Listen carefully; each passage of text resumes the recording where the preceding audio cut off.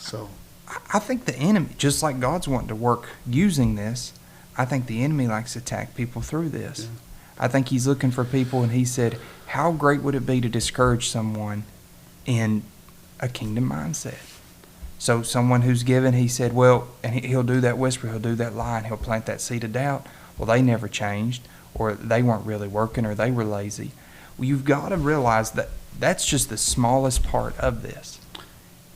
You got to stay encouraged knowing that you're making an impact on the bigger picture. If the boy that was giving out the fish and the loaves of bread, if he just looked and said, well, I was the only one that cared enough to bring, he could have given up and walked away, and we wouldn't have had that story thousands of years later. Someone's got to be willing to stand up, get past the hurt, and make an impact kingdom on this world. In the mid-'60s, a famous preacher who was my friend, he's in heaven now, his finances was tight that week. And he was preaching in a small town, and he got to town early, and he found him a place to park and pray. It was on a Saturday afternoon. The stores were shut down at 12. He said a little 7 or 8 girl comes down the sidewalk, and he said her hair dirty, her little face not washed, her clothes hadn't been washed in a while, her little shoes tattered, no socks. And he said she's the most beautiful, pitiful looking thing he ever saw. And he said he knew a strange gentleman. You don't talk a child, just respectful. And he went into the store, and the clothing store's fixing to close, a little store there. He counted up how much money he had that he could spare to get him to his next meeting. And he told the lady, he said, lady, who's the child out here?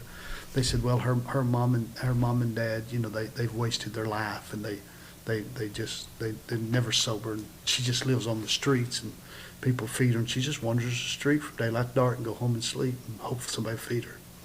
And he said if I'll take my money and you pick out and you buy her underclothes, shoes, socks, a bow, beautiful dress, everything.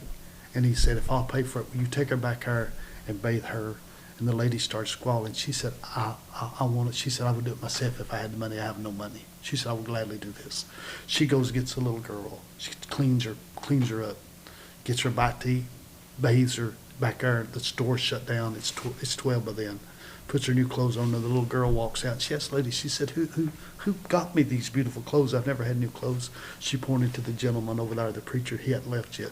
The little girl walks up and knocks on his window. He rolls the window down, and she said, sir, the lady told me you bought me all this. He said, yes. She said, can I ask you something? He said, yes. She said, nobody's ever really loved me. Are you Jesus? Nobody's ever really cared for me. Are you Jesus? That's kingdom.